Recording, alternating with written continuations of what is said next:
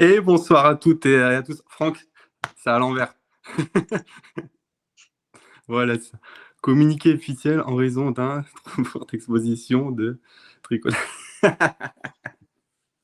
C'est pas mal pour ce début. Bon, bah écoutez, j'espère que vous allez toutes bien et tous bien. Vous pourrez voir que tout le monde est en grande forme et content de se revoir pour cette émission. Donc du coup, je suis accompagné de Franck. Salut Franck. Guten Tag. Salut Vincent.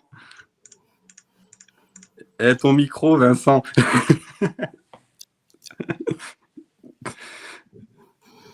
Bon, salut Kylian, du coup. Oui, voilà. Allez, bonsoir messieurs. Comment ça va tout le monde? Ici, ça va très bien. Très content de vous retrouver. C'est ça, pareillement. Vincent, toujours en mute. Il n'y a pas encore le micro d'activer. Voilà, c'est bon, tu peux parler. Salut Vincent. Salut Franck, salut Kylian, salut Maxime. Vous m'avez tous manqué. Voilà, c'est ça. Bah, c'est clair, ça a fait une petite pause de 15 jours et ça fait plaisir de retrouver un peu tout le monde et pouvoir débriefer sur ce premier match qui a eu lieu ce week-end. Au petit programme, du coup, on débriefe le match de Heidenheim. On parlera aussi un peu de la Mannschaft qui s'en met un peu dans le dur au cours de ces 15 jours où il y a eu la trêve internationale. Et on finira sur le match de la Juventus. Donc, petit programme léger pour la reprise. On est comme Dortmund, on va doucement.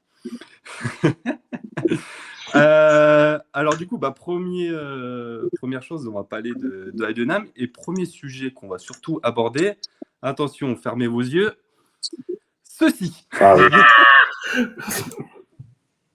Je l'enlève parce que c'est à vomir. Voilà. Bon, présentation du maillot extérieur lors de ce match contre Heidenheim. Bon, on savait un peu à quoi s'attendre. Il n'y a pas de mots quoi, pour ce maillot, c'est juste scandaleux. Vincent, qu'est-ce que tu en penses un peu de ce maillot? Je sais pas, on va dire que pour pas dire des mots méchants, on va dire qu'il est spécial, quoi. D'accord, spécial. Tu restes vraiment gentil sur le mot. Ouais. Je sais pas quoi dire d'autre. Je veux pas dire qu'il est moche parce que bon, je sais pertinemment que c'est un maillot que je vais quand même acheter parce que il faut bien que ça rentre dans ma collection, mais disons que c'est un maillot que je vais pas encadrer, quoi. Ouais, non, c'est clair que c'est pas le plus beau et ouais, bon c'est vraiment moche. Mais et toi, Kylian, du coup, qu'est-ce que tu en as pensé de ce chef-d'œuvre? Kylian? C'est pas moi. Ah. Bah vas-y, Franck, du coup. Après moi, il est tellement moche que Kylian s'est déjà suicidé. Il espère pas quand même. Hein. Alors, écoute, ça va être simple. Hein. En ancien, je reprends ce qu'a dit nos fans en direct à Heidenheim. Ça n'a rien à voir avec Dortmund. Je suis pas pour commencer tout ce que font les autres clubs au niveau commercial pour vendre des maillots, mais alors déjà, celui-là est moche. Mais je suis désolé, Dortmund, c'est Schwarzengeld et c'est rien d'autre, quoi, je veux dire. C'est ça. De toute façon, le message est un peu passé en tribune avec les messages qui étaient affichés que c'est le maillot le plus moche de la ligue. Le Dortmund, c'est en jaune et noir. Et voilà un peu. Est-ce que Kylian, tu nous entends du coup? Ouais, vous m'entendez ou pas? Nickel, c'est bon, tu es revenu parmi nous. Donc, okay, du coup, ton petit avis sur cette splendeur qu'on a eue. Le truc, c'est qu'en vérité, au début, moi, je le trouvais horrible. Et puis, tu sais, il y a la vidéo promotionnelle qui est sortie sur les réseaux du club. Et je trouve, par contre, que la vidéo fonctionne vachement bien, avec cet effet un peu négatif qu'ils ont sorti, type fantomatique, tout ça. J'ai trouvé ça très joli. Et porté, du coup, sur la vidéo, ils avaient vachement augmenté le contraste et tout du grain. Et je me disais, putain, ok, pourquoi pas. Et en fait, bon, c'est horrible. Mais je me demandais pourquoi ils avaient mis le short noir aussi, parce que c'est d'autant plus moche, parce que tu sais, sur la vidéo, ils sont tous en bas de jog un peu argenté, tout ça. Et je me suis dit, putain, c'est original, tiens, tu sais quoi, pourquoi pas. Et en fait, non, le short est noir, donc y a rien qui va. Le chantier à Dortmund est tel que même Puma, ils se sont dit, bon, on va les habiller en chef de chantier chacun. Comme ça, au moins, voilà, la stature du club est assumée. Et voilà, bien content de ne pas dépenser 100 balles pour ça cette année, quoi.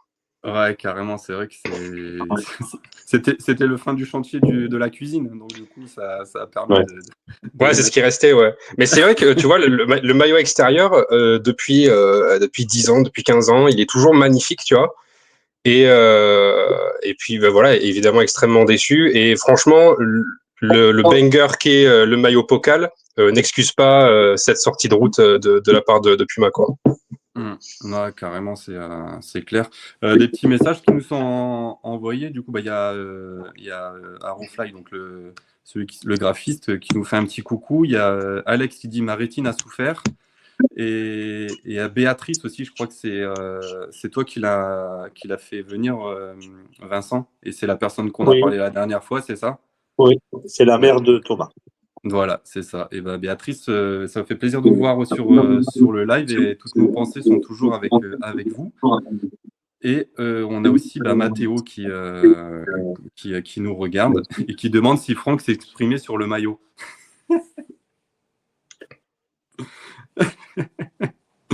Voilà, tout est dit, tu as la réponse. Bon, trêve de plaisanterie avec ce maillot. Je pense qu'on ne le verra pas trop souvent. De toute façon, il ne joue pas souvent avec. Et j'espère qu'ils ne vont pas nous faire une saison où ils vont souvent jouer avec parce que pour les yeux, c'est horrible. On va commencer du coup avec la compo. Alors, je vous mets ça devant les yeux. La compo contre Heidenheim, donc comme vous le savez, on a gagné 2-0 avec des buts de Guirassy et de Bayer. Compo, donc gardien toujours Kobel, capitaine. En défense à 3 avec Ben Sebaini, Anton et Ryerson. En piston, Svensson, Couteau. Un milieu de terrain avec Nmecha, Bayer, Gross. Et en pointe, Adeyemi, Guirassy. Bon, au final, c'était pas trop la compo qui était mise en place parce qu'on avait plus 3 joueurs en attaque. Un premier avis un peu sur cette compo qui va. Vas-y, Kylian, tiens, on va commencer avec toi. Qu'est-ce que tu en as pensé? Déjà sur les noms qui sont sortis une heure avant le match, tu savais que déjà tu partais sur un 3-4-3.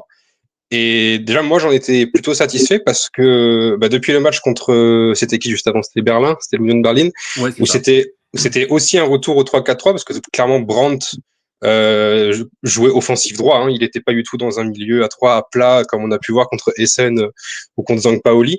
On en a beaucoup parlé de cette expérience 3-5-2 ici. On n'en était tous pas totalement satisfaits.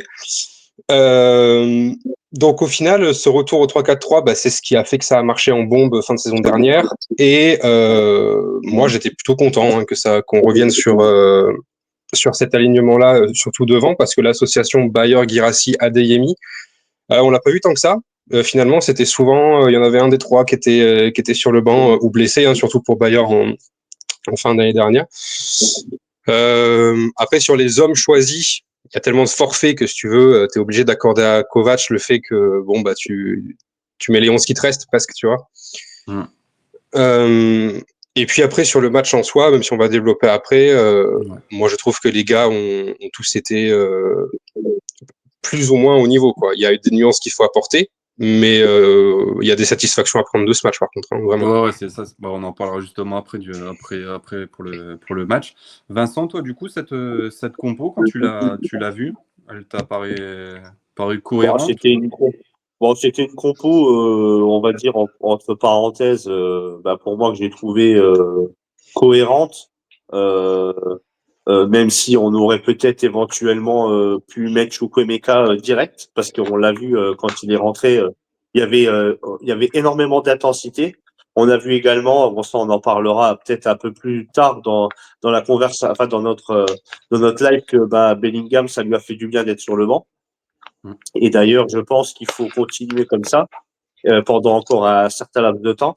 Et on a eu encore une fois on va dire une compo, on va dire qui m'a quand même plu par rapport à ce qui nous restait, enfin comme l'a dit Kylian, Kovac a fait avec ce qu'il avait, quoi. Ouais.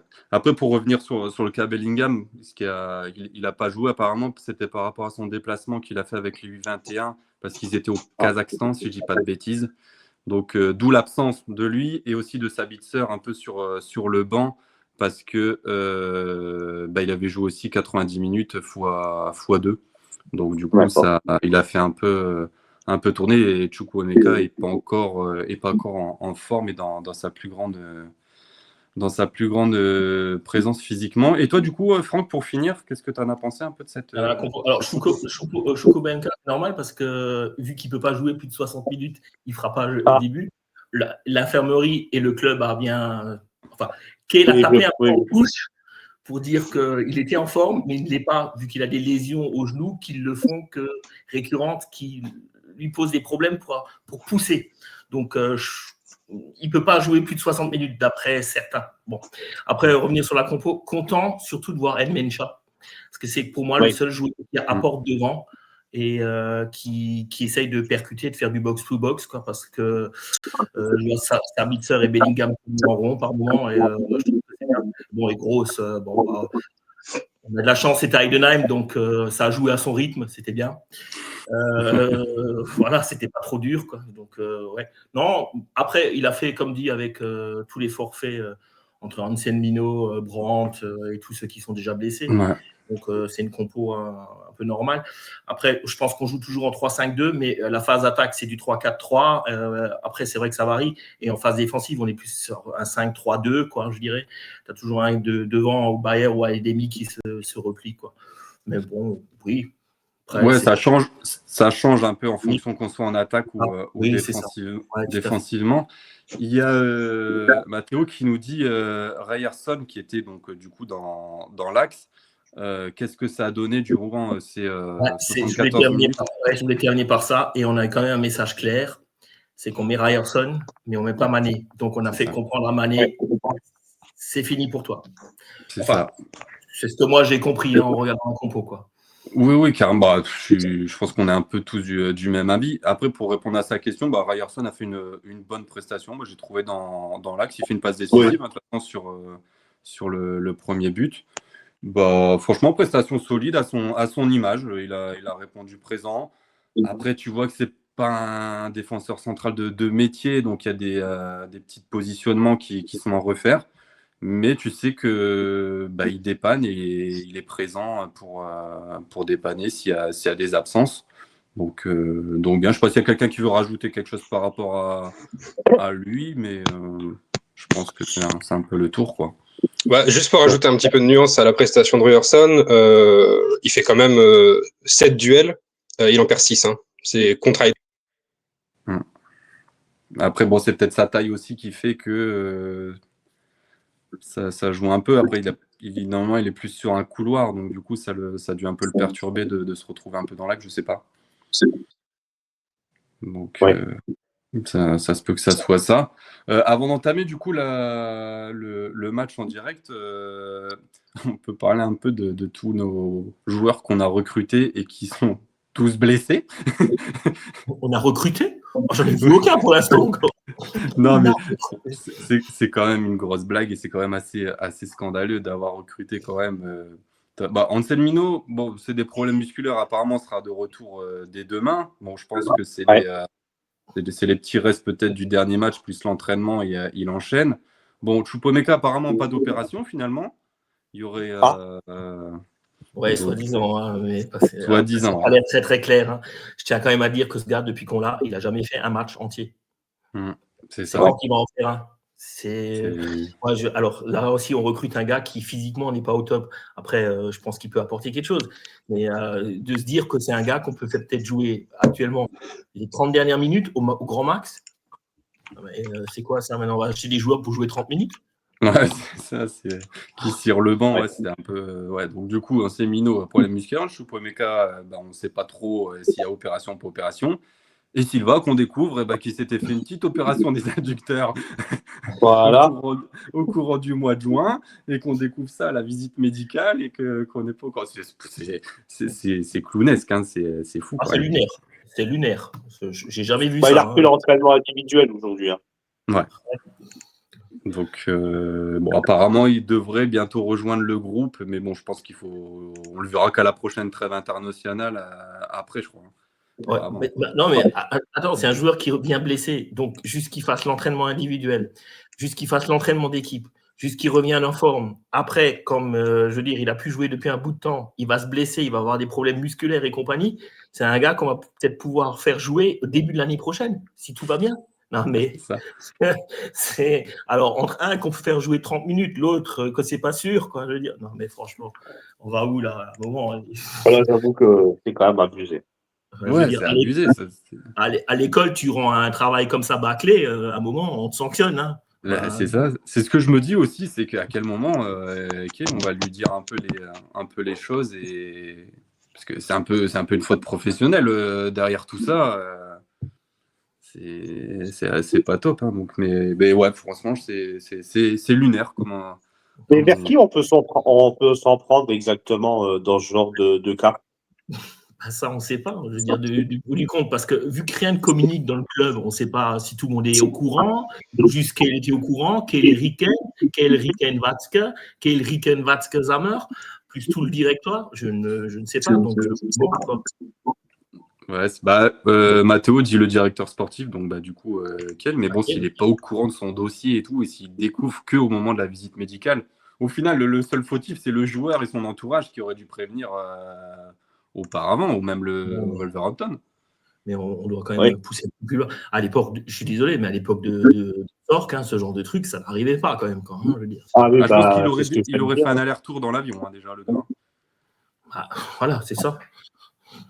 Donc, il dit, ouais, du coup, il est responsable de la signature à la fin. Oui, c'est clair qu'il est responsable, mais bon, après, peut-être qu'il ne pouvait plus revenir en arrière. Puis, quand on fait un mercato à partir du 25 août, qui ne te reste que 5 jours, tu n'as plus de solution. Quoi. Si ça serait arrivé début juillet, tu aurais dit merci, au revoir, on va voir autre part. Mais là, tu n'as plus de solution, tu dois recruter. Donc ils l'ont signé quand même. Hein. Donc voilà, c'était la petite aparté de l'infirmerie qu'on tiendra à jour chaque semaine. On se sert du cas Guirassy l'année dernière, mais Guirassy avait du vécu derrière. Il a claqué, je ne sais pas combien de buts, 28 ou 29 avec sa carte. Hein. Sylvain, à part entendre que Wolverhampton n'en veut plus, j'ai rien entendu d'autre, quoi, hein, et qu'il a fait une belle petite fin de saison à Las Palmas. Las Palmas, les gars. Quoi, hein, ouais, c'est pas foufou hein, quand même comme chose. Mais ok, bon, du coup, on va partir un peu sur le vif du sujet maintenant, sur le match. Qu'est-ce que vous en avez un peu pensé sur cette prestation, sachant que voilà qu'on avait un Heidenheim qui a joué à 10 à partir de, je crois, c'est quoi, 22e, 23e minute, je crois, le carton rouge. Kylian, du coup, tiens, pour commencer, qu'est-ce que tu en as pensé de la rencontre? Alors déjà, est-ce que vous m'entendez bien? Parce que je suis en galère technique un petit peu de mon côté. Tu me dis si tu m'entends plus. Hein. Non, c'est bon, nickel. Ok. En fait, j'ai trouvé la première période un peu dans la même veine que celle qu'il y avait à l'Union, la seconde, je veux dire, de l'Union, c'est-à-dire que moi, j'ai été plutôt satisfait surtout de la partie circulation de balles. J'ai trouvé que techniquement, c'était sur la bonne voie. J'allais dire abouti, mais pas nécessairement. Mais en tout cas, il y a des choses qui sont quand même positives. Il y a des choses qui font quand même plaisir à voir dans le rythme aussi, dans l'intensité, dans les déplacements, dans la disponibilité, notamment des milieux de terrain, parce que ça, c'était très problématique en pré-saison et dans les 2 premiers matchs. Moi, l'animation Bayer-Adeyemi-Guirassy, j'ai bien aimé. Après, je pense que tout ça est nuançable dans le fait que tu joues peut-être l'équipe la plus faible de Bundesliga, quoi. Heidenheim, le fait qu'ils vont se jouer pour le maintien, c'est assumé. Voilà, en termes de qualité, c'est peut-être ce qui se fait de moins bien dans l'élite cette année. Mais en termes de performance, moi j'ai trouvé Adeyemi très pertinent, surtout avec beaucoup de punch, quoi. Et ça fait plaisir quand il est comme ça parce sans doute qu'il l'est pas suffisamment. Mais comme c'est facile de tacler un peu chez nos joueurs quand ils sont pas bons, et je l'ai fait beaucoup, voilà, ceux qui sont bons, c'est bien de le souligner aussi. Ce qu'on peut voir aussi, c'est Anton, hein. Anton qui reste tellement précieux à la construction. C'est encore une fois, et c'est le cas quasiment systématiquement depuis le début de la saison, c'est le joueur qui touche le plus de ballons de notre côté. Là, tu vois, il en est à plus de 130, plus de 130 ballons touchés pour Anton. C'était le cas aussi avec la Mannschaft, on en reparlera tout à l'heure, mais quand il a joué, quand il a été titulaire, c'est aussi le joueur de la Mannschaft qui touchait le plus de ballons. Et puis, Ryerson, on en a parlé, mais c'est vrai qu'il a une passe décisive. Son centre est magnifique. Hein. Alors, la science du placement de Guirassy, ça lui appartient, c'est à son honneur. Mais le centre de Ryerson, il est au millimètre, il est parfait. Et puis même sur le deuxième but, en fait, parce que la passe de Ryerson qui déclenche l'action, elle élimine 8 joueurs d'Heidenheim, en fait. Donc, ça compte quand même. Et l'entrée de Chukwuemeka, quoi, qui est pareil hyper percutant. Moi, j'ai beaucoup apprécié. Bon, le seul vrai bémol, parce que je vais pas, en tout cas aujourd'hui, m'amuser à taper sur les mauvaises têtes, mais c'est vrai que pour moi, Gross, ça va pas. Encore les duels, il les évite. Alors, il y en a pas eu tant que ça, parce qu'on a eu la balle. Et de façon abusive, tu vois, il n'y avait pas eu trop d'actions défensives, mais il se planque trop en fait dans le jeu sans ballon. Et pour moi, c'est problématique. Ça n'a pas le niveau d'un titulaire à Dortmund, pas du tout. Donc globalement satisfait. L'entrée de Campbell, elle fait aussi plaisir pour le cœur, tu vois, même si bon, il n'y a pas eu que du très très bon, mais voir Campbell jouer 20 minutes, ça fait plaisir. Ouais, c'est vrai. Donc voilà, globalement positif pour l'ensemble des joueurs. En tout cas, bonne répétition générale pour le gros match de mardi, quoi. Ouais, c'est clair. Je rebondis un peu du coup sur les propos et les sujets que tu as un peu abordés.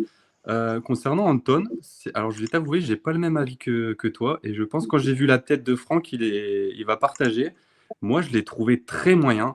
Il a failli nous faire 2-3 gaffes sur des passes qui étaient très limites. Alors, ça arrive à tout le monde, je suis d'accord. Mais je pense que quand tu es dans cette défense avec Ben Sebaini et Ryerson, c'est toi le patron, c'est toi qui dois montrer l'exemple et qui dois répondre présent. Et moi, il m'a fait un peu peur. Donc, je pense qu'on a de la chance qu'en face, c'est Heidenheim. Je pense que si on avait un top 4, top 5, on en encaissait 2 minimum de sa faute. Donc... Ouais, alors je suis d'accord avec toi. Moi, là où Anton me satisfait, c'est dans la partie de construction de jeu. C'est son rôle de premier relanceur. Moi, je trouve qu'il le fait bien. C'est là-dessus que je parle. Mais par contre, effectivement, il y en a une par match, quoi. Tu sais qu'il y en a une par match où le mec, il a pas bien pris la distance avec son marquage. Il y a une passe qui était celle qu'il fallait pas faire. Ça, je suis d'accord et on le voit depuis le début de la saison.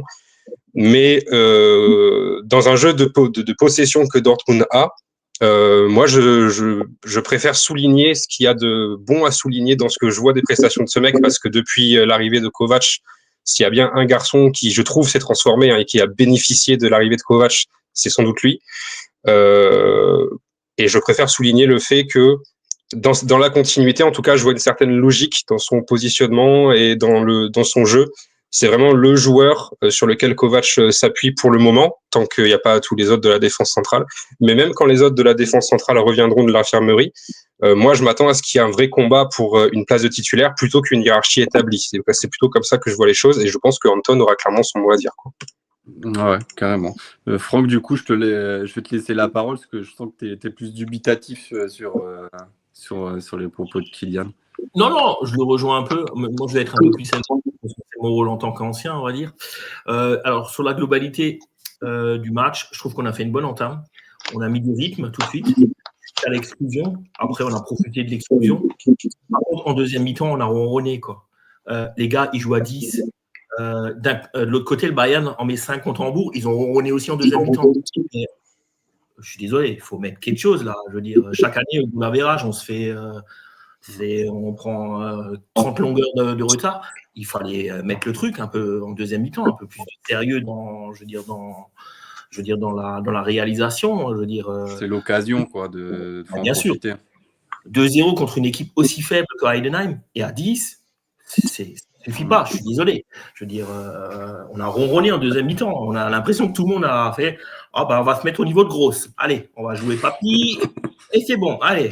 Non, mais il faut enfoncer le clou à un moment. Je veux dire, on a la possibilité. On a fait une bonne première mi-temps.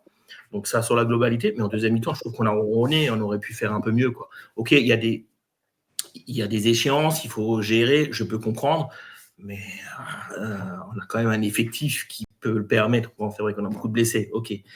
Après, individuellement, Kobel, pas grand-chose à faire sur le match. Ce qu'il a dû faire, il l'a fait et correctement. Après, la défense, je te rejoins, Maxime. Alors, et je rejoins Kylian. C'est vrai que Anton dans la relance, c'est plutôt bien. Et c'est pas du niveau du Hummels, mais par rapport à tous les joueurs qu'il y a en défense centrale, je pense que c'est lui qui influe le mieux, je veux dire, dans les relances et qui sont corrects. Par contre, défensivement, une deuxième mi-temps, à un moment, il fait une relance vers derrière, ça a failli nous coûter un but, je veux dire. Et il s'est fait prendre deux fois de vitesse. Ouais. Je le sens pas serein. Alors, on a de la chance de jouer à 3 défenseurs, parce que Ben Sebaini a fait le job, je trouve. Ryerson, c'est pas vraiment son poste, il a fait le job aussi. Par contre, Couteau, je l'ai trouvé bon sur ses prestations avant. C'était pas la meilleure prestation qu'il a fait, mais je trouve qu'il est dans une continuité, il a fait un bon match. Par contre, je me pose la question, d'autre côté, notre ami Svensson, je le trouve un peu effacé, et c'est plus le Svensson de l'an dernier, quand il est venu, qui faisait tout feu, tout flamme.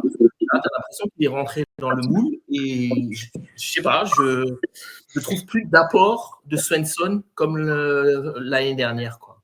Ouais, t'as l'impression qu'il joue sur le frein et il apporte plus grand-chose. Juste, Franck, je te coupe 30 secondes parce que j'ai 2 zigotos sur Facebook qui sont en train de mettre des commentaires. Je pense que tu sais qui, c'est Joël qui te dit épouse-moi beau gosse. Quelle prestance et cette coiffure, voilà. Donc voilà, Joël, tout le monde connaît et ils sont partis dans leur délire. Donc vas-y, je te laisse continuer sur le reste, pardon. Donc au milieu de terrain, moi j'ai bien aimé le début de match de Ndenchar. Je trouvais qu'il ramenait, je sais pas, un peu d'impulsion vers devant. Je le trouve bien, quoi. J'aime bien. Après, c'est pas non plus encore flamboyant, quoi. Grosse, je sais pas. Je comprends pas. J'ai même regretté que Sabitzer jouait pas, quoi, à un moment, quoi. Je veux dire. Mais Grosse, non. Après, j'ai bien aimé l'animation devant. Bayer, Adeyemi. Par contre, Adeyemi. On peut lui dire qu'à un moment, que émotionnellement, il faut qu'il sache se gérer, quoi. Je veux dire, même si l'autre lui rentre dedans, quoi. Je veux dire, parce qu'un jour, il va nous coûter encore une fois un match. C'est déjà arrivé. Il faudrait quand même, je veux dire, qu'à un moment, et c'est déjà un joueur, mais je sais pas, il n'est pas. Bon, Guirassy a fait du Guirassy, notre assurance au risque, et Bayer, c'est bien, mais quelquefois, par moment, il manque un peu de justesse technique pour le dernier truc. Mais tu vois qu'il y a du potentiel, quoi. C'est bien. Tu vois qu'il ne sait pas trop quoi faire, en fait. À un moment, c'est panique et dire qu'est-ce que je fais et... C'est ça. Mais on aurait pu faire plus, franchement. Ouais. En deuxième mi-temps, on s'est quand même ennuyé, quoi. Je veux dire, ils ont fait du Dortmund, en fait, de dire on gagne 2-0. C'est bon, on attend, on va attendre la 90e. On va espérer ne pas prendre un but parce que sinon, ça va commencer à être n'importe quoi. Mais la frappe d'Ibrahimovic, là, le joueur prêté par le Bayern, bon. Heureusement qu'elle n'est pas plus loin de Kobel. Bon, Kobel a fait le boulot, mais tu sais jamais. Ils sont à 2-1. Sur un corner, ils font un 2-2 et nous, on commence à patiner. On a l'exemple de Sampaoli, la première journée. C'est clair. Du coup, Vincent, toi, pour te laisser un peu la parole, qu'est-ce que tu en as pensé, toi, de cette rencontre ? Écoutez, on va dire que je suis un petit peu de l'avis aussi de Kylian et Franck et de toi, Maxime. On va dire, c'est un petit mélange. J'ai effectivement trouvé l'animation offensive qui était pas mal. Encore une fois, un Guirassy qui nous débloque la situation parce que il nous a fallu quand même 6 petites occasions avant le carton rouge pour essayer d'en claquer un. Si on a tous vu le même match, parce que c'est vrai qu'on a quand même manqué sur l'ensemble de toutes les occasions qu'on a eues. On n'a pas vraiment été clinique. Si on regarde bien, on a un petit peu bégayé. Des fois, ça savait pas trop qu'il fallait. On ne savait pas trop ce qu'il fallait faire, surtout avec Bayer, même si effectivement, je remets pas en cause son potentiel. Adeyemi, encore une fois, extra. Moi, personnellement, je l'aime beaucoup. Encore une fois, mais comme Franck l'a si bien dit, il va falloir qu'il calme un petit peu son comportement. D'ailleurs, Kovac, pendant le match, l'a remis un petit peu en place, il me semble, d'après ce que j'ai vu. Le milieu de terrain, Gross, il va falloir encore une fois m'expliquer. D'ailleurs, sur l'ensemble de tous les matchs que j'ai vus, il va falloir m'expliquer comment on a pu aller le recruter parce que je sais pas à quoi il sert. Je sais pas. Greg Jean sert à rien du tout, il sert à rien. D'ailleurs, je me demande maintenant, je regrette qu'on ait recruté sur l'offensif, alors qu'on aurait vraiment dû se concentrer sur le milieu de terrain, notamment Sabitzer, Brandt et Pascal Gross. La défense à Svensson, effectivement, que je ne reconnais plus par rapport à la fin de la saison dernière. Anton, effectivement, bon dans la relance, mais moi, il m'a pas rassuré du tout. Et d'ailleurs, j'espère qu'il va se remettre vite en question avant le match de la Juventus, parce que sinon, on va en prendre minimum 2-3. Et ça, j'ai pas vraiment envie, hein. Pas tout de suite dès le premier match de la Ligue des Champions. Et après, effectivement, Ben Sebaini et Ryerson qui ont fait le taf. Après, maintenant, là où je suis un petit peu moins d'avis que vous, personnellement, j'ai trouvé qu'il y avait beaucoup plus d'intensité au milieu de terrain avec l'arrivée de Bellingham et de Chukwuemeka. Ouais, c'est vrai que. Je vous raconte ce que j'ai vu là. Non, mais après, je suis d'accord avec toi. C'est ce que j'avais noté un peu dans les petites notes. Je trouve qu'il y avait plus d'impact quand les deux sont rentrés en fait dans le jeu. Ça jouait vraiment en court, en petite passe, en une passe. Bon, après, ce qui est dommage, c'est qu'ils nous font des frappes, mais ils allument des trucs juste devant le but et ça passe au-dessus, quoi. Quand c'est comme ça, essaye de placer et de cadrer. Après, c'est vrai que voilà, Ildenham jouait avec un peu le bus derrière pour essayer d'en encaisser au minimum. Mais je suis un peu d'accord aussi avec toi sur le fait que j'ai trouvé le milieu avec les deux plus percutants et plus intéressants. Après, est-ce que ça pourrait marcher sur le match complet 90 minutes? C'est très offensif. Alors contre deux genres d'équipe, oui. Mais par exemple, tu joues mardi, tu joues la Juve, tu peux avoir des lacunes défensives. Je sais pas toi ce que tu en penses, Vincent. C'est pour ça que, comme je l'avais dit au début du live, c'est pour ça que je pense que c'était une bonne idée de les faire rentrer en deuxième période. Et effectivement, je pense que ce sera une toute aussi bonne idée de jouer, on va dire plus ou moins de cette manière-là contre la Juventus. En tout cas, dans l'aspect de la composition. Ok, bon, écoute, on verra ça de toute façon mardi prochain, un peu cette nouvelle compo. Bon, les Jordan et les Joël, ils sont en très très grande forme. Je pense qu'ils sont comme Franck, ils sont dans le même état d'esprit. Les messages, je les vois depuis tout à l'heure. C'est dantesque, hein. C'est dantesque. C'est une belle. Je vous les lis un peu. C'est une belle boule de bowling pour Franck. Ça doit être de l'huile d'olive. Bon, c'est tous des messages comme ça qui me défient. C'est pour ça que des fois, vous me voyez rigoler. Je me fous pas de votre gueule. Moi aussi. C'est juste que je vois ça. Donc, c'est du n'importe quoi. Mais ça fait plaisir d'avoir une petite ambiance comme ça ce soir.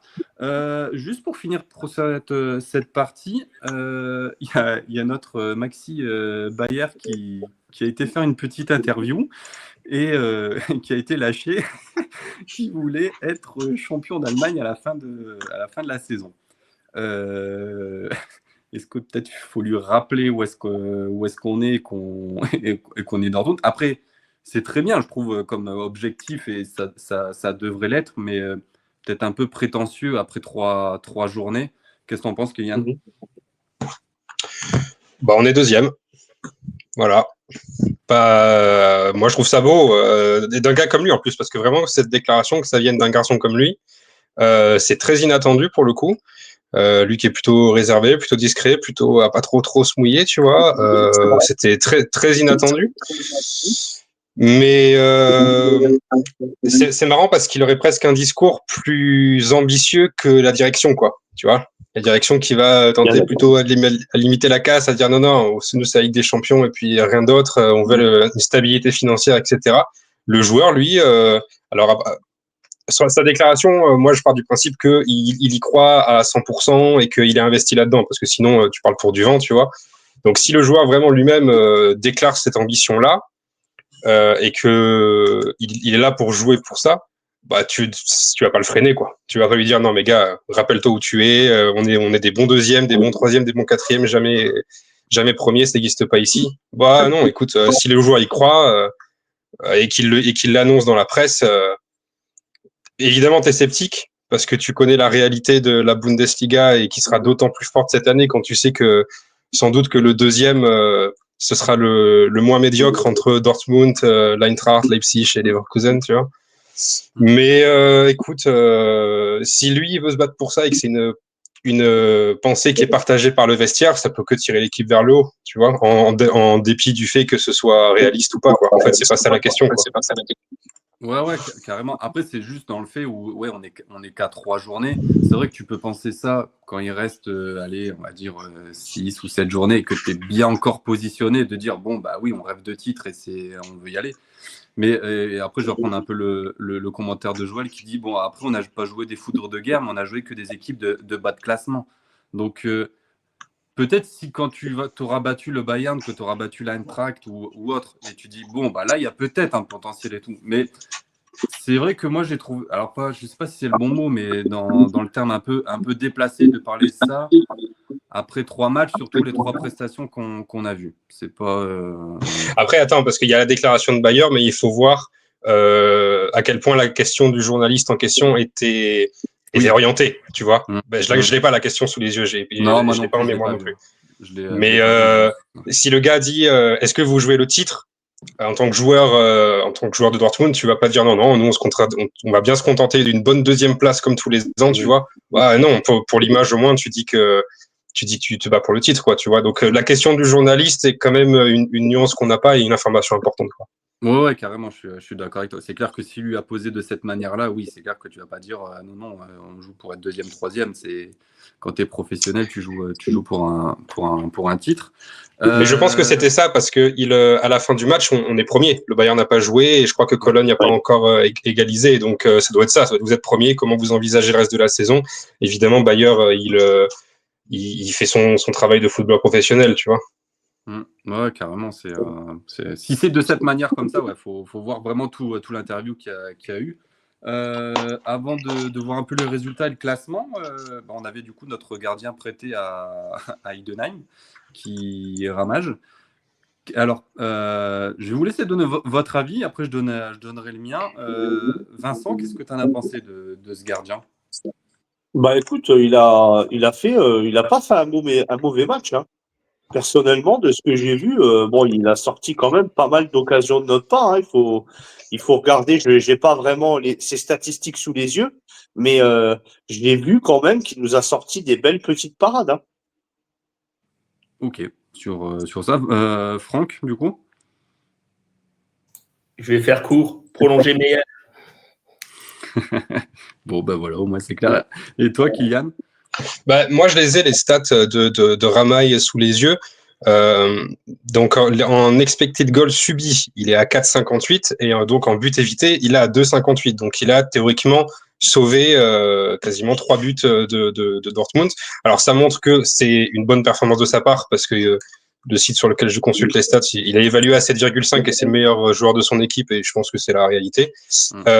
Mais ça souligne aussi le manque d'efficacité de Dortmund et ça, je le hurle depuis l'année dernière que même si tu as un Guirassy qui tourne à plusieurs dizaines de buts, lui aussi, il est sous-performant dans les faits.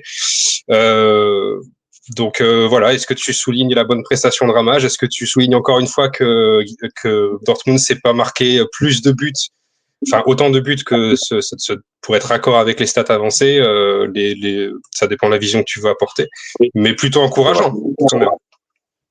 Vas-y, Franck.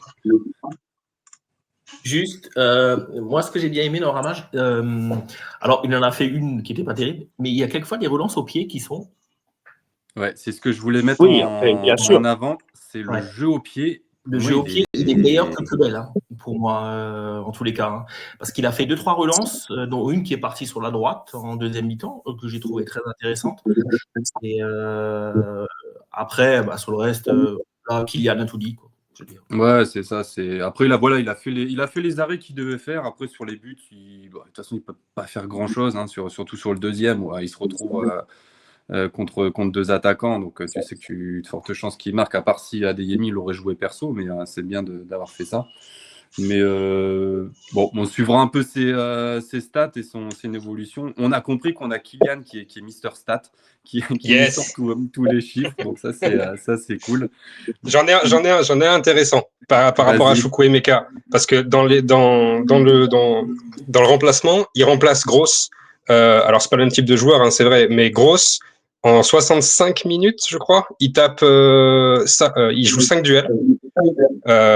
Et Chukwuemeka, du coup, en 25 minutes, lui, il en joue 7 et il n'en perd qu'un seul, en fait. Donc, déjà, juste dans l'impact et dans la volonté du joueur, pour moi, il n'y a pas photo entre les deux, quoi. Ah, bien sûr.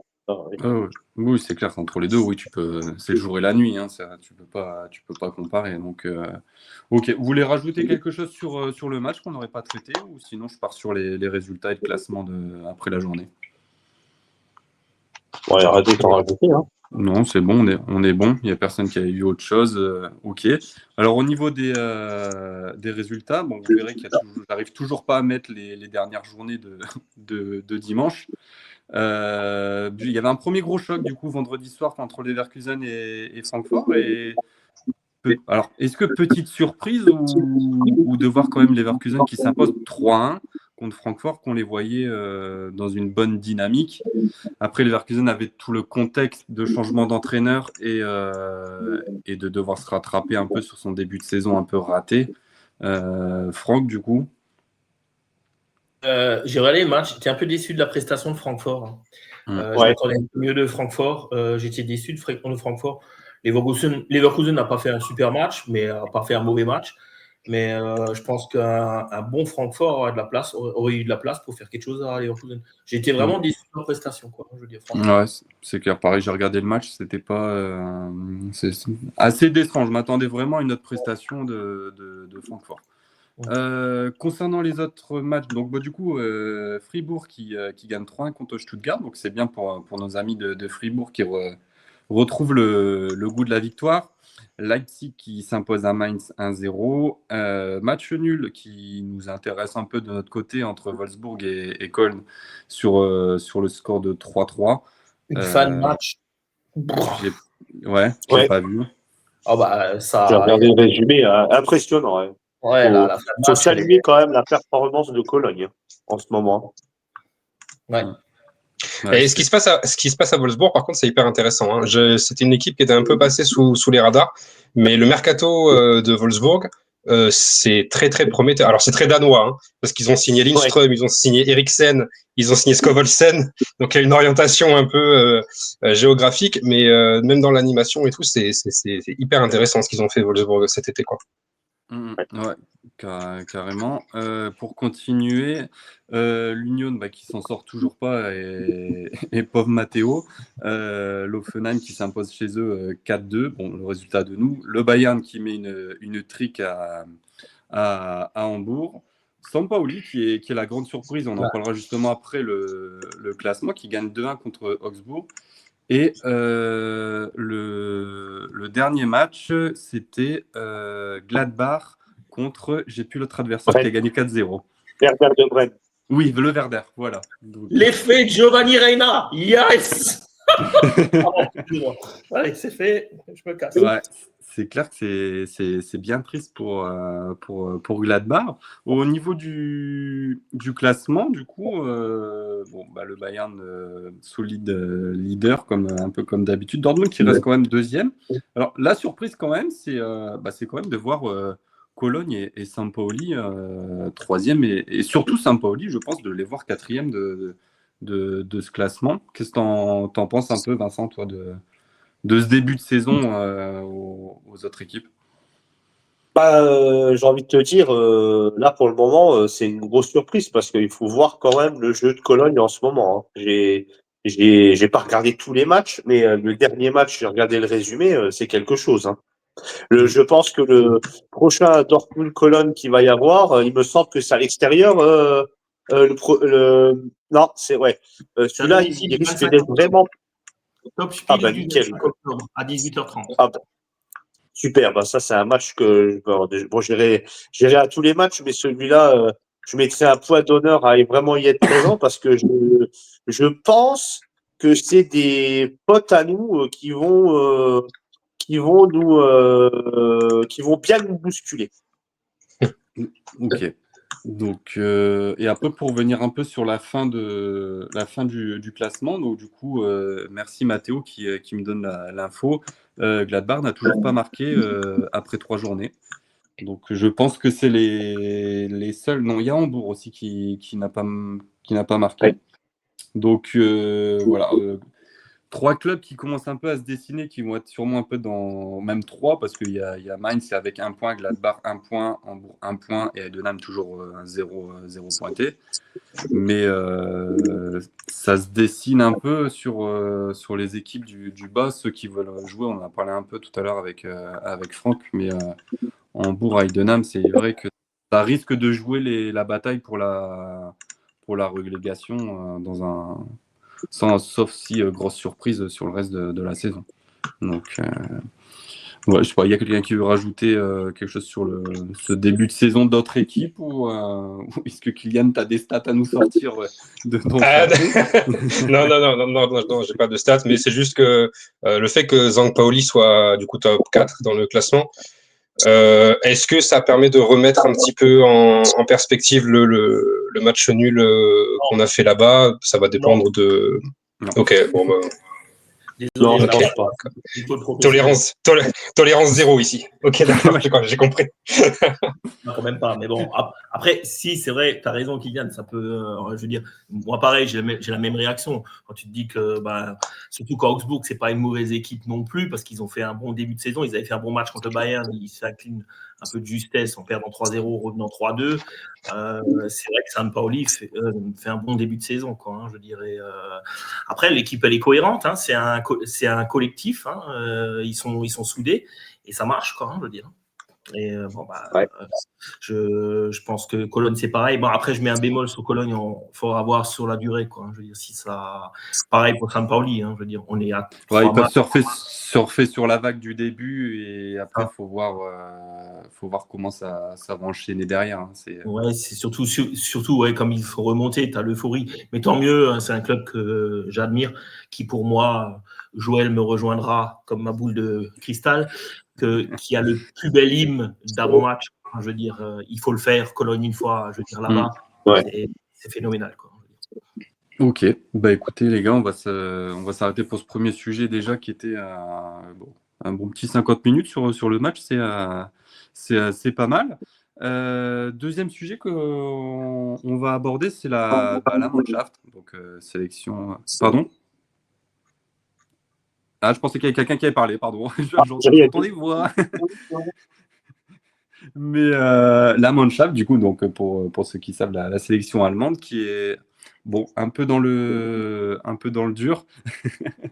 Toujours avec ton communiqué, Franck. Mais alors, je reprends un peu les petits stats que je m'étais sortis. Un bilan. Alors, j'ai fait un bilan de 2025.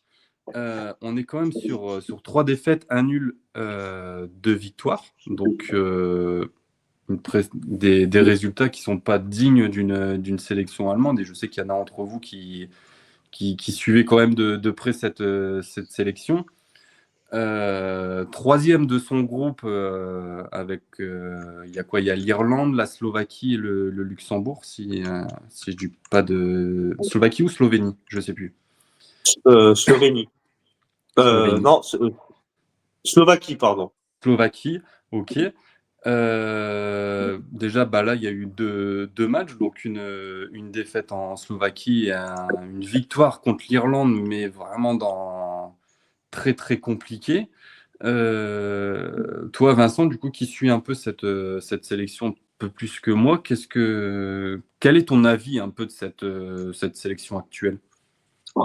De toute façon, il n'y a pas vraiment besoin les chiffres. Enfin, déjà les statistiques et les résultats, ça parle d'eux-mêmes. Hein. C'est pas la Mannschaft. On la reconnaît plus déjà depuis déjà un moment. Hein.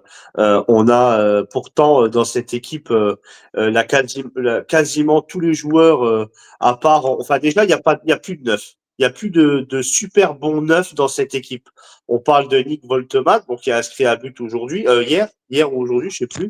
Avec hier, avec Newcastle qui a inscrit son premier but, mais pour moi, dans cette équipe-là, il y a plus de neuf. Après, on a donc du coup Florian Wirtz qui est un super joueur. On a Rüdiger, c'est un super joueur.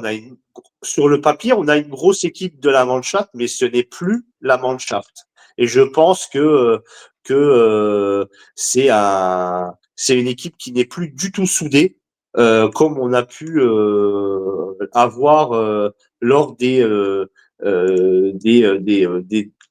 avant-dernières Coupes du Monde, où d'ailleurs, on va dire depuis 2014, je pense que la Mannschaft est sur le déclin. Okay. C'est mon avis personnel. Oui, toi, tout à fait. Et toi, Kylian, du coup, qu'est-ce que tu en penses un peu de cette Mannschaft? En fait, il y a des trous d'air qui sont peut-être générationnels, parce que ça fait maintenant 11 ans que l'Allemagne cherche le successeur de Klose. Il a toujours pas trouvé, ça commence à faire long, tu vois. Alors, il y a eu des candidats au poste, hein. À un moment donné, c'était Füllkrug, très bien, ça a duré 6 mois, ça a duré 1 an, ok. Aujourd'hui, c'est Voltema 2 qui est à la mode, combien de temps ça va durer? Werner, ça a fait pchit en plein vol, Havertz s'est constamment blessé. Donc, forcément, tu n'as aucune stabilité devant. Qui a pris la relève de l'âme?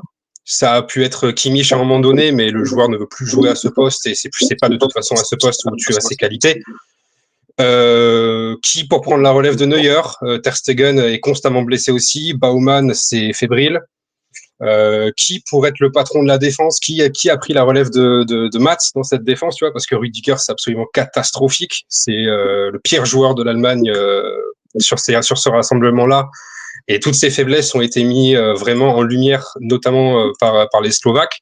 À côté de lui, moi je le trouve extrêmement surcoté. Je suis plutôt un peu plus convaincu par Robin Koch, qui est un joueur vraiment que j'attendais pas du tout au tournant, et en fait à chaque fois que je le vois jouer, je le trouve vraiment pas dégueu. Schlotterbeck a clairement sa place dans cette doublette ou cette défense à 3, parce qu'au final contre l'Irlande du Nord, ils ont joué en défense à 3 avec Anton au cœur de la défense à 3. Donc en fait voilà, il y a beaucoup de trous d'air, et je trouve que Nagelsmann n'est pas du tout rassurant en fait dans les choix qu'il fait, que ce soit sur le terrain ou même en dehors du terrain en fait. Il y a beaucoup d'incohérences, donc forcément que tu es inquiet. Il reste une petite année avant la Coupe du Monde, mais en fait, quand tu vois que ça fait plus de 10 ans que l'Allemagne se cherche, il y a de quoi être inquiet. Hein. Ouais, carrément. Je pense que tu as bien résumé la chose, mais c'est vrai que j'avais mis ce qui n'est pas un problème aussi d'attaque. Et Franck, toi, qui avec les années d'expérience et les différentes équipes que tu as pu voir, et je pense qu'on en a déjà parlé il y a très longtemps, de ce problème d'attaque en fait, il ne trouve pas de successeur, comme tu l'as dit, Kylian, à Klose depuis de nombreuses années. Qu'est-ce que tu en penses, toi? Kylian et Vincent, en résumé, on prend tous les propos des deux. Je pense qu'il y a tous les problèmes qui sont là-dedans. Moi, je pense que, je suis désolé, mais pour moi, Nagelsmann, c'est pas un sélectionneur. Je suis désolé, quoi. Je veux dire, c'est un entraîneur. Oui. Mais c'est pas c'est un super coach. C'est un super coach, mais la sélection, c'est tellement particulier que c'est pas le même exercice, quoi. Tu vois. Ouais, c'est ça. Et je sais pas. Non. Je regarde plus les matchs d'équipe d'Allemagne depuis qu'il est sélectionneur, parce que c'est franchement. Après, comme dit, ils ont un problème générationnel aussi qu'ils avaient eu à la Coupe du Monde 98 en France. Ils ont mis un peu de temps à revenir. Je pense qu'il y a toute une refonte à faire au niveau du football allemand. Ils ont un problème au niveau des attaquants. C'est à une époque, tu avais la génération. Le dernier grand a été Miroslav Klose, qui était un attaquant formidable, quoi, je veux dire. Ils n'ont plus de patron au milieu, parce que Wirtz, c'est un joueur qui est un peu hybride, et non. Et faire jouer Rüdiger, qui est. Je suis de l'avis de Kylian, ce mec croit parce qu'il joue au Real que c'est. Non, mais il faut arrêter. Il est mauvais, ce mec-là. Mais très mauvais, quoi. Je veux dire, complètement, quoi. Je pense que les futurs patrons de la défense pourraient être Schlotterbeck si Schlotti arrive à un peu maintenant rentrer dans le moule et être le patron, quoi, qu'on attend de lui, quoi, je veux dire. Mais Rudiger, non. Kimmich, bon, je veux dire, il est plus proche de la fin. Il y a une mauvaise cohésion dans toute cette équipe, quoi. Le moule ne prend pas. Tous les éléments rapportés ne font pas une équipe, je veux dire. Là-dedans, je vois rien qui fait une équipe, quoi. Je suis désolé, quoi. Non, vas-y, Kylian, pardon. Pour moi, juste en réalité, en Musiala, tu as peut-être le meilleur numéro 10 de la planète. Il n'est pas là.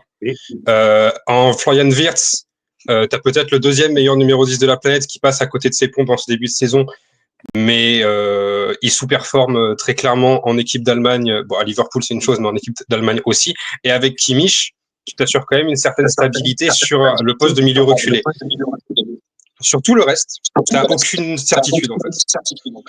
Et même dans le positionnement, parce que tantôt c'est une défense à 4, tantôt c'est une défense à 3, tu vois que Nagelsmann, il est encore en période de rodage, et c'est hyper inquiétant, quoi. Sur le papier, on ne peut pas dire que ce soit tous des mauvais joueurs. Oui, donc il n'y a pas qu'un problème générationnel. Il y a aussi effectivement un problème de cohésion d'équipe. Pardon, mais quand ton ailier titulaire c'est Gnabry, ça suffit, quoi, tu vois. Gnabry, c'est derrière, quoi, tu vois.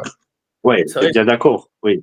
J'étais coach adjoint dans une équipe, un entraîneur me disait toujours, pour que tu aies déjà les bonnes bases d'une équipe, à 2 postes, il faut que tu aies 2 grands. C'est un grand gardien, il l'avait avec Neuer, et un grand attaquant. Et au jour d'aujourd'hui, ils n'ont plus de grand gardien, plus de grand attaquant. Donc, il y a Füllkrug. Ouais. J'aurais adoré. Ouais. Après, ils sont toujours à la recherche. Il y a des noms qui vont commencer à sortir. On a Viper de Mayence et on a Tresoldi de Bruges. Non, mais Voltemade, je l'ai enterré très vite, mais on lui souhaite que ça fonctionne, tu vois, on lui souhaite que ce soit lui, mais plus ça passe et moins t'y crois, en fait, tu vois, en cette rotation du nouveau numéro 9 de l'Allemagne. Si c'est lui et qui peut me prouver que j'ai tort, j'attends que ça, tu vois, mais en fait, moi, je comprends vraiment les supporters de la Mannschaft qui désespèrent un peu de trouver la solution, tu vois. Je reprends le commentaire de Joël qui dit Nagelsmann n'est pas un sélectionneur. Les bons entraîneurs ne font pas de bons sélectionneurs. Donc c'est vrai que je pense qu'il résume un peu la chose. Justement, pour parler du cas Nagelsmann, est-ce qu'il ne serait pas déjà un peu sur la sellette sur le mois d'octobre si les résultats ne sont pas déjà positifs? Je pense que c'est le premier aspect et aussi convaincant. Parce que, bon, après, il a la chance, je crois, il joue le Luxembourg et ils vont en Irlande, je crois. C'est ça leurs 2 prochains matchs. Il me semble, ouais. Donc, et le Luxembourg, c'est sûr. Ouais, Luxembourg, ouais, ça, je suis sûr à 100%. Bon, normalement, contre le Luxembourg, ça doit gagner, même si ils ont quand même une petite équipe assez intéressante, j'avais vu sur les matchs, là, sur l'équipe 21 qui passait. Mais ouais, je pense qu'un Nagelsmann qui avec une forte pression et le mois d'octobre sera déterminant. Est-ce qu'on n'a pas une équipe aussi qui est un peu en reconstruction avec de la jeunesse qui essaye qui va avoir besoin de temps et peut-être qu'il va falloir dire bon ils vont faire une Coupe du Monde 2026, ils vont se vautrer. Mais à l'Euro, ça sera peut-être un peu mieux et la prochaine Coupe du Monde, ça sera mieux, Vincent. Tu parles de la Mannschaft là ou tu parles toujours la Mannschaft, oui. Pas le Luxembourg. Okay. Ok. Non, j'ai cru que tu voulais savoir s'il y avait une autre équipe dans le même cas. Non. Après, écoute, effectivement, moi je pense qu'il faut leur laisser peut-être encore un petit peu de temps ou peut-être tout simplement qu'ils soient tous dans le bain et tous dans la pression de la Coupe du Monde. Je pense qu'ils vont se qualifier tout de même pour la Coupe du Monde et c'est seulement à partir de là qu'on va pouvoir vraiment avoir des conclusions définitives sur ce que cette équipe vaut et sur ce que cette équipe veut, tout simplement. Ok. Vas-y, Kylian.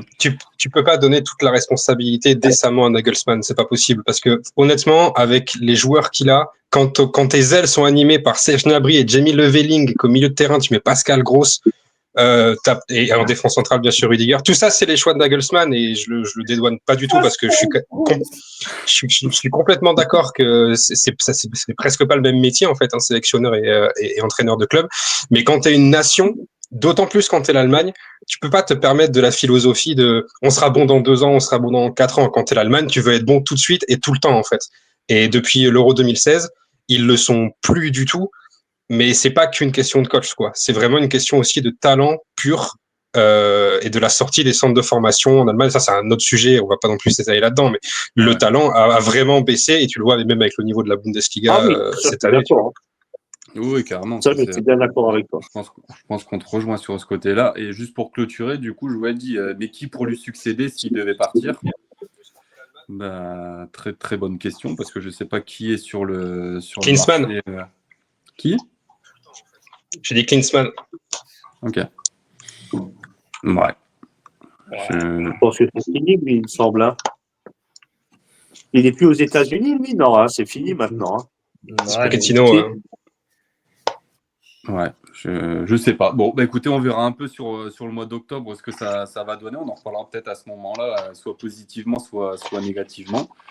Après, je ne vois pas qui pourrait le remplacer. Ouais, c'est bon. Après, il faudrait regarder un peu déjà tous les entraîneurs qui sont libres et qui ont rien. Là, on les a pas en tête. Et Klinsmann l'a déjà été, hein, et ça n'a pas été fantastique. Hein. Oui, non, mais j'ai dit ça sans conviction parce que la réalité, c'est que j'en sais rien. Mais il faut pas repartir sur un sélectionneur qui a de bonnes références en tant que coach de club, quoi. Tu vois, c'est pas une équation exacte en fait. Ouais, bon, écoutez, on verra ça. Dernier sujet qu'on va se faire un bon petit quart d'heure, on va essayer, pas trop long. La rencontre du coup de mardi contre la Juventus. Vincenzo, Maximo, ça. Allez, voilà, c'est bon, il nous l'a fait. c'est passé. Donc premier gros choc, on commence par un bon gros club italien et ça, il y a quelques souvenirs de 97 et Franck pourra nous. Même avant. La Juve a été une des équipes qu'on a le plus souvent rencontrées, quoi. Hein, je veux dire. Il y a des joutes. Bon, ça nous a pas toujours beaucoup réussi, à part en 97. Mais bon, ça va être un gros match fil d'entrée. Ouais, c'est clair. Donc, surtout qu'ils partent sur j'ai regardé un peu un bon début de saison quand même, 3 victoires en 3 matchs, donc un sans faute. Bon, apparemment, dans la structure du jeu et la manière de jouer, quand tu lis un peu ce que disent les différentes personnes fans de la Juve, c'est pas très cohérent et pas le reflet de leur début de saison. Mais toi, du coup, Vincent, qui est grand fan de la Ligue des Champions et t'attends ça avec impatience. Qu'est-ce que tu attends un peu de cette rencontre face à la Juve? Déjà, j'attends de notre club qu'on élève le niveau de jeu, un niveau d'intensité, surtout au milieu de terrain lors de la première période. Ce qu'on n'a pas vu, enfin ce que je n'ai pas vu moi avec le match contre le FC Heidenheim. Alors c'est sûr qu'on a rencontré le FC Heidenheim. On repart avec 3 points. C'est censé nous donner un petit effet pour le match de la Juventus. Alors on sait très bien que, et à chaque fois j'ai remarqué ça, c'est que à chaque fois notre Borussia Dortmund a toujours fait des super beaux matchs de Ligue des Champions. Pas tout le temps, mais moi je sais qu'à chaque fois que je les ai vus fébriles, ils ont toujours fait des beaux matchs de Ligue des Champions. J'ai jamais vraiment été déçu. C'est ce que j'attends de ce Borussia Dortmund là mardi. Et même si bon, je suis peut-être un petit peu trop optimiste, j'attends vraiment qu'on reparte avec les 3 points parce que je réitère encore une fois ce que j'ai dit. Je pense et je pense qu'on il y a quelque chose qui me dit qu'on va repartir dans les 8 premiers. Okay. Ah, il persiste, hein, vraiment. Même C'est un pote de Bayer. Ah ouais, c'est clair. C'est toi qui as fait l'interview, Vincent, à Bayer en lui disant qu'il voulait être Non, je sais pas pourquoi. Je pense que, rappelez-vous, bon, c'est pas comparable, mais rappelez-vous le groupe de la mort il y a 2 ans en arrière, on s'en est sorti. Ouais. Notre effectif n'était pas le même. Hein. On avait dit Haaland, Sancho. C'était pas le même effectif. Ouais. Là, on a je sens que quelque chose va se passer. Je sens que quelque chose va se passer. Et si quelque chose doit se passer, c'est à partir de mardi. Ok. Bah écoute, on va bien voir ça. Après, une Juve quand même qui s'est pas mal renforcée avant de te donner la parole, Kylian, avec des renforts avec Zegrova, Openda qu'on connaît de Leipzig, David de Lille aussi, et Conceição, je crois qu'il était déjà en prêt chez eux et ils l'ont pris définitivement. Donc une belle armada en tout cas offensivement. Défensivement, c'est peut-être un peu plus lourd, un peu plus faible. Qu'est-ce que tu attends, toi, de cette rencontre de la Juve En fait, quand tu regardes effectivement leur effectif, leur mercato, il est intéressant et surtout, il est cohérent. Après, dans le match de mardi, parce que c'est ce qui nous intéresse, Conceição, il est out, hein, il s'est blessé, il sera pas là, a priori, à moins que je me trompe et qu'il soit juste incertain, mais en tout cas, il est annoncé blessé, tout comme Zegrova. Et en fait, ça a forcé Tudor un changement de système parce qu'on voit qu'il a commencé ses 2 premières journées, donc contre Parme et contre l'autre, c'est Genoa, en 3-4-3 avec une animation offensive hyper intéressante. Jonathan David, Yildiz et Conceição. Honnêtement, c'est hyper sexy, je trouve, comme animation offensive. Et en fait, avec la blessure de Conceição, contre l'Inter, il est revenu à un 3-5-2 à plat avec devant Vlahovic et Yildiz. Alors, le choix de mettre Vlahovic plutôt que David, peut-être que quand tu joues l'Inter, tu t'attends à peut-être un plus grand défi physique et que tu mets un mec qui est un petit peu plus costaud sur ses pattes, tu vois, par rapport à David. Est-ce que ce sera lui ou est-ce que ce sera David contre nous? J'en sais rien, mais dans tous les cas, le mec dont il faut se méfier, c'est Yildiz, c'est leur meilleur joueur, c'est leur numéro 10. C'est clairement l'année où il doit exploser, ce mec, parce que ça fait maintenant 2-3 ans qu'on en entend parler dans les espoirs. Il a un talent qui est phénoménal et il fait un début de saison canon. Par contre, ce que tu vois aussi, c'est qu'il n'y a pas tant de sérénité sur leur côté gauche, parce que 3 matchs, 3 titulaires différents. McKennie qui a joué piston gauche contre l'Inter, ça c'est une nouveauté. L'autre c'était Genoa, c'était Joao Mario, donc un mec qui a un profil quand même très offensif. Et c'était Cambiasso, un jeune contre Parme. Donc ils n'ont pas des sérénités et des certitudes à tous les postes. Maintenant, ce que tu peux dire, c'est que leur double pivot, Locatelli-Thuram, c'est hyper stable. Et c'est combatif. Et puis derrière, je les connais pas tous, mais il y a Bremer. Bremer, c'est peut-être le meilleur défenseur de la Serie A. Donc pour moi, c'est un match qui commence pas tout à fait à 50-50. Je pense que la Juve a plus d'avance que nous sur la préparation physique, sur la cohérence collective aussi. Et puis le boost d'avoir gagné contre l'Inter mentalement, c'est fort, parce que nous, on a fait une petite balade à Heidenheim, c'était sympa, on a gagné.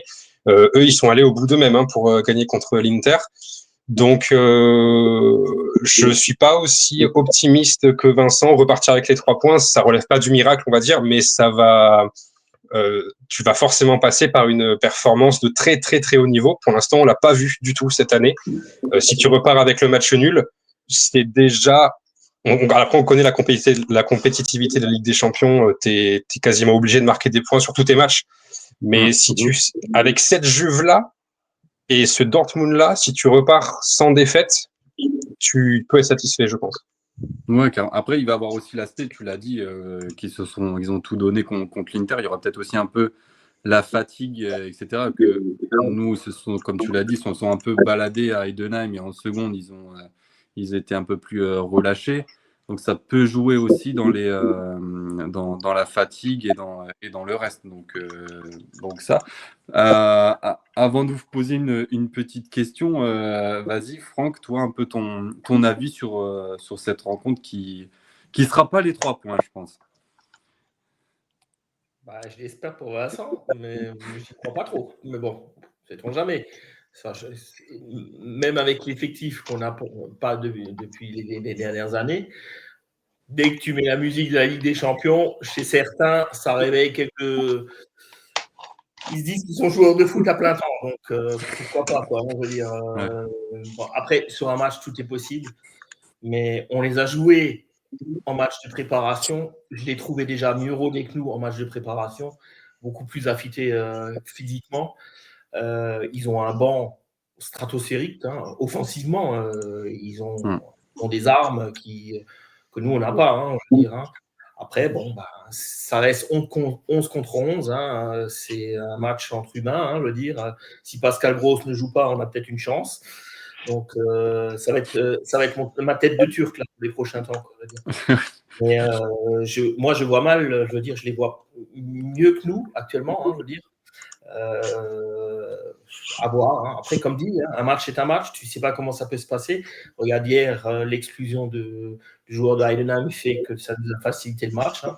Tu peux aussi avoir, hein, je veux dire, tout est faisable, mais avec les armes en place des deux côtés, je vois mal comment on peut ramener 3 points. J'espère au moins 1. Mais j'espère surtout pas qu'on se prenne tout de suite une belle valise, quoi, je veux dire. Ouais, là où tu as raison, où je rejoins Vincent, c'est la dimension effectivement Ligue des Champions qui a su ces dernières années vraiment transcender nos joueurs. Si tu veux vraiment ramener les 3 points, tu es obligé de passer par ce sursaut d'orgueil de on se réveille, on est le 14 septembre, on joue la Juventus à Turin, on vient pour prouver que qui on est, quoi. Et pour moi, si tu veux les 3 points, tu es obligé de faire déjà en fait le meilleur match de ta saison, quoi. Bien sûr. Ouais. Et puis bon, c'est pour ça que j'ai plus tendance à croire à la victoire et je ne suis pas en train de vous dire qu'on va la remporter, la Ligue des Champions. Hein. J'ai ça sur le côté-là, on va dire que je suis beaucoup moins optimiste, mais j'ai la vague impression que cette Ligue des Champions. Après, je suis un amoureux de la Ligue des Champions. Il y en a qui sont pas amoureux de cette compétition. Alors, que les choses soient claires, cette compétition, la modification on va dire le remodeling de la compétition, elle ne me plaît pas trop. Hein, que les choses soient claires. Hein. Je préférais nos bons vieux 8 groupes de 4 équipes. C'était quand même beaucoup mieux et ça ressemblait plus. C'est la Ligue des Champions que j'ai toujours connue. Hein. Là, maintenant, le championnat à 36 équipes, j'ai un petit peu plus de mal, on va dire. Ouais. Mais après, c'est quand même une compétition qui m'a toujours plu et que j'aime regarder parce que les matchs européens, c'est autre chose. Ouais, après, tu le sais qu'ils ont changé le format et ils ont fait ça parce qu'il y avait toujours ce projet de Super League derrière. Et grosso modo, on leur donnait un peu à manger en disant alors, on va pas vous le faire comme vous avez envie, mais on va le faire d'une certaine manière que tout le monde sera content. Donc, voilà. Je pense que c'est le fait que les poules aient disparu et voilà. Donc, après, moi, je trouve que la première fois, ça a été pas mal, c'était intéressant à voir, il y avait beaucoup de suspense. Après, ce qui est dommage, c'est que tu vois que c'est Paris qui gagne au final à la fin. Ça aurait été en phase de groupe ou etc. Ils auraient fini 3e, sûrement on ne sait pas, parce que ça dépendait aussi des adversaires. Mais normalement, une équipe qui était comme ça n'aurait pas remporté la Ligue des Champions. Donc c'est vrai que ça rabat les cartes sur tout. Que tu finisses dans les 8 premiers ou que tu sois dans les 24. Au final, tu as toutes tes chances de pouvoir la remporter.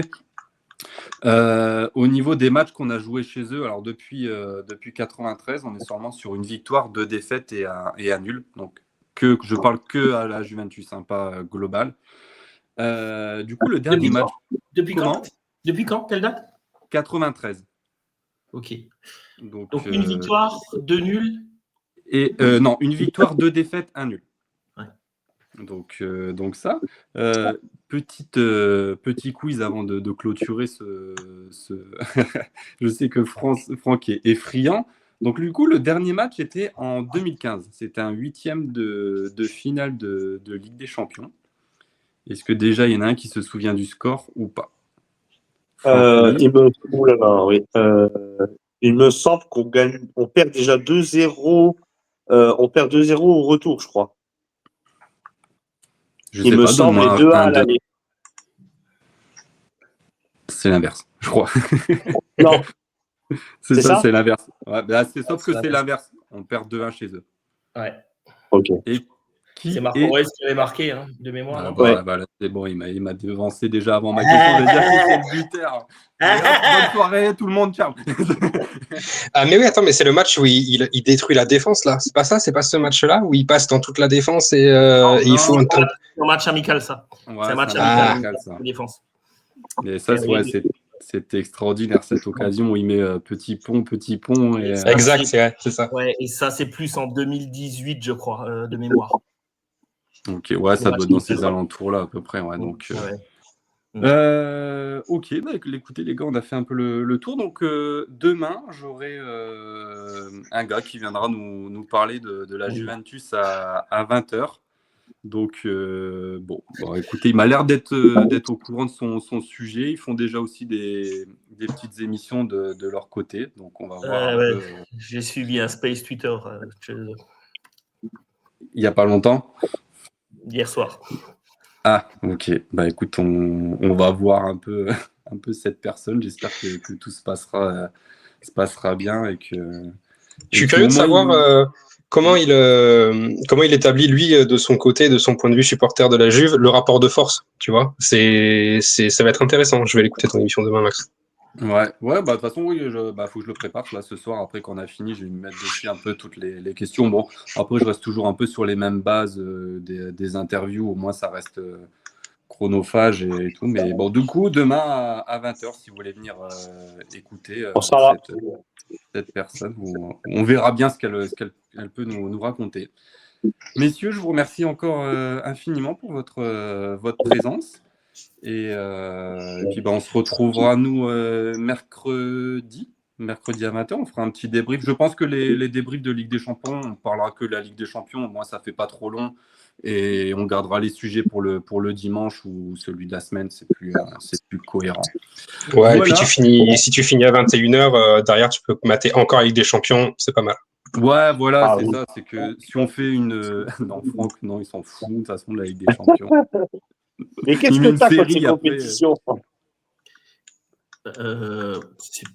Comment on peut appeler ça la Ligue des Champions, vu qu'il y a 5 clubs qui jouent dans toute la truc. La dernière Ligue des Champions, en 1997, je suis désolé.